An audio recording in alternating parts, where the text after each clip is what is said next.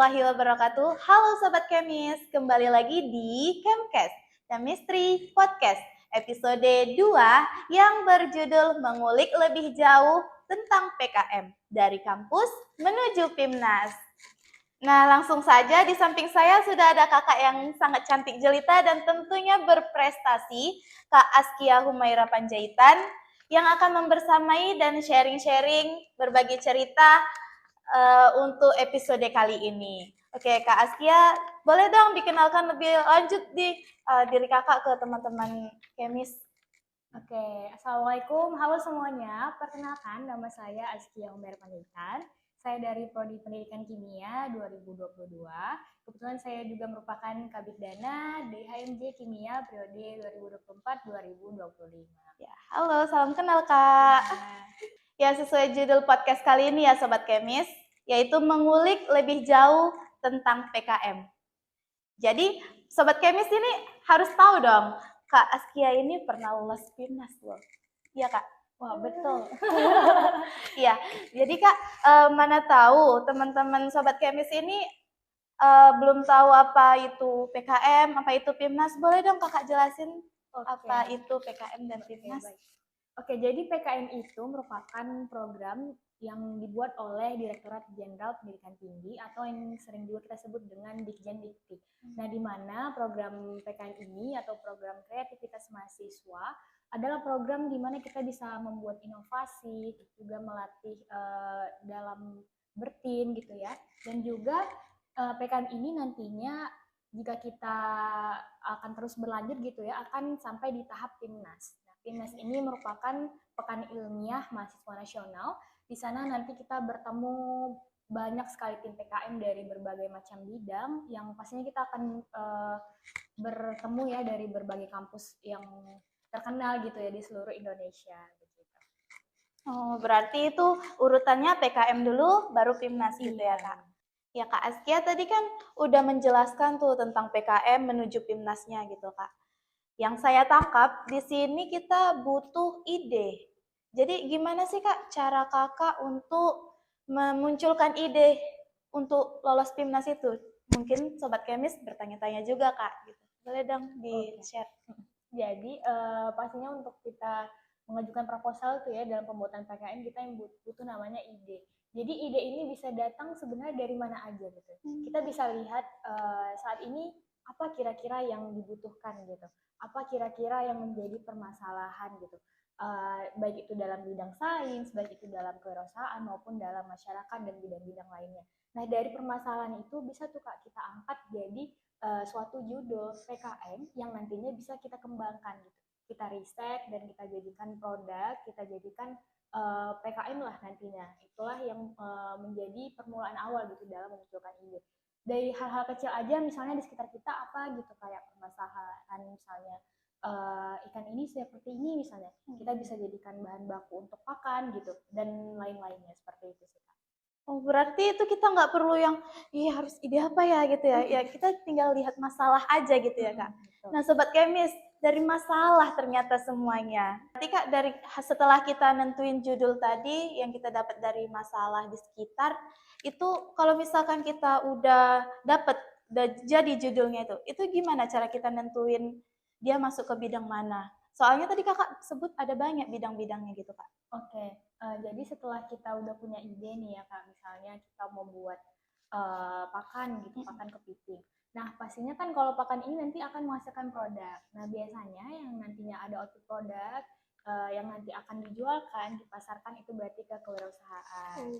Kemudian kalau misalnya kayak kita anak sains gitu ya, anak kimia, nantinya kita misalnya mau melakukan riset terhadap kandungan bahan ini misalnya, itu berarti dia masuk ke dalam riset eksakta. Dan juga misalnya kita mau memberikan dampak kepada masyarakat, kita bisa memudahkan suatu hal gitu ya untuk masyarakat itu akan berdampak kepada masyarakat berarti masuk ke dalam PKM PM atau pengabdian masyarakat. Nah tentunya dalam membuat judul PKM ini juga kita bagaimana caranya bisa membuat suatu ide yang belum pernah ada gitu misalnya. Namun dari hal-hal yang ada di sekeliling kita yang bisa kita lihat gitu apa ya kira-kira gitu. Oh gitu.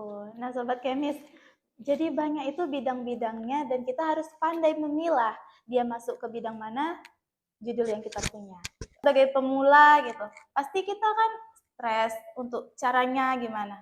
Di sini ada nggak Kak pihak-pihak yang berperan untuk membantu kita dalam menjalankan itu semua, mengerjakannya? Oke, jadi di PKM itu kita punya yang namanya dosen pendamping, Kak. Jadi dosen pendamping ini pastinya mendampingi kita selama proses kita PKM.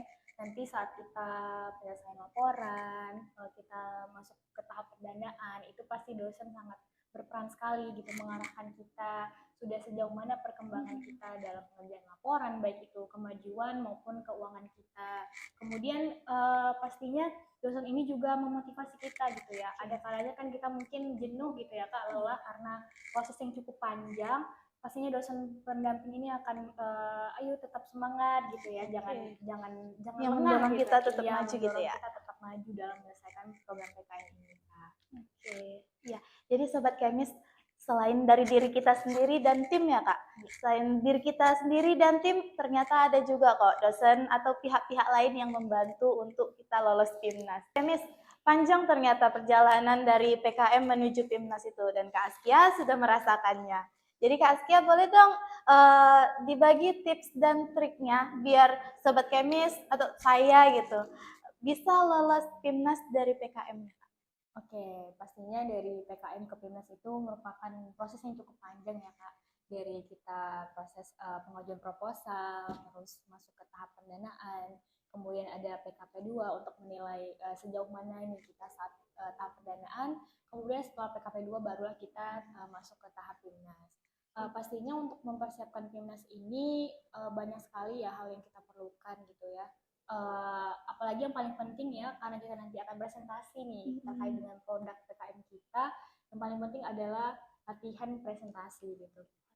Itu paling penting sih dan krusial karena nantinya kita di PIMNAS itu akan presentasi mengenai produk kita, judul PKM kita di depan dewan juri. Kemudian adalah konsolidasi tim sih Kak, itu penting karena kita di satu tim itu gak mungkin ketua aja yang bekerja dan gak mungkin kita anggota aja yang bekerja. Kita harus saling merangkul, saling bekerja sama dalam menyukseskan kegiatan PKM kita, dan juga tadi dosen pendamping juga sangat berperan.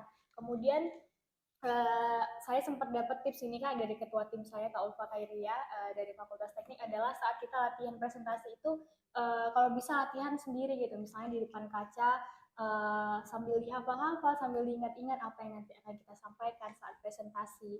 Kemudian untuk memudahkan kita munculkan nih pertanyaan-pertanyaan yang mungkin akan ditanyakan oleh dewan juri apa ya Kak gitu. Misalnya produk kamu sudah sejauh mana, apa keunggulan produk kamu gitu sih, dan hal lainnya pastinya. Oke. Jadi dari yang dibilang Kak Askia tadi ya Sobat Kemis, itu yang paling penting itu adalah latihan dan latihan.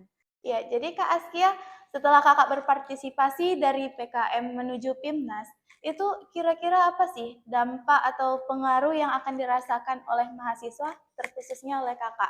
Mungkin Sobat Kemis ingin tahu Kak. Oke, jadi pastinya setelah kita lulus PKM, kita juga masuk ke PIMNAS, pasti PKM ini juga membantu kita meningkatkan kepercayaan diri kita gitu ya Kak. Karena kan kita di sana udah bertemu orang banyak, bertemu dengan mahasiswa dari universitas favorit gitu ya, pasti kita akan merasa wah sudah di tahap ini kita dapat merasa senang lah ya gitu, kayak kita sudah bisa berada di tahap itu. Kemudian mungkin dari perkuliahan mungkin ada beberapa dosen yang akan mengenali kita gitu, oh kamu pernah ikut timnas ya ternyata gitu, jadi dosen akan lebih mudah nih menandai kita, lebih famous juga ya. Iya, mungkin ya. Jadi kayak mungkin ada beberapa teman-teman atau yang mungkin kita sebenarnya nggak tahu tapi dia tahu kita dari wah kamu pernah ikut timnas gitu ya. Dari hal-hal itu sih Kak, jadi banyak juga manfaat yang kita rasakan pastinya dalam mengikuti PKM sampai di timnas. Ya, jadi Sobat Kemis, Kak Askia, nggak terasa kita udah di sesi penutupan. Mungkin di sini Kak Askia mau memberikan closing statement untuk Sobat Kemis yang ada di rumah yang sedang menonton. Boleh Kak? Mungkin closing statementnya adalah bagi kita pemula gitu atau kita belum pernah nih mencoba PKN nih misalnya, jangan takut untuk mencoba gitu. Coba aja dulu, setelah kita jalani nanti kita lama-lama perlahan belajar gitu ya. Misalnya nih kita merasakan kegagalan dalam proses itu, nggak apa-apa, itu normal, tapi kita bangkit lagi. Siapa tahu dari kegagalan itu pasti kan nanti akan membuahkan hasil. Mungkin kita akan sampai di PIMNAS gitu ya, gitu sih Kak. mungkin Iya. dari saya. Terima kasih Kak.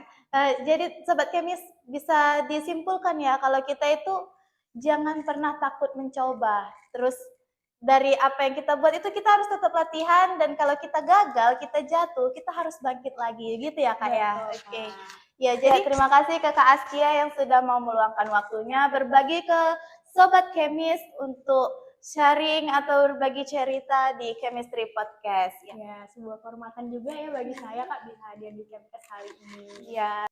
Oke Sobat Kemis, jangan lupa untuk like, comment, and subscribe.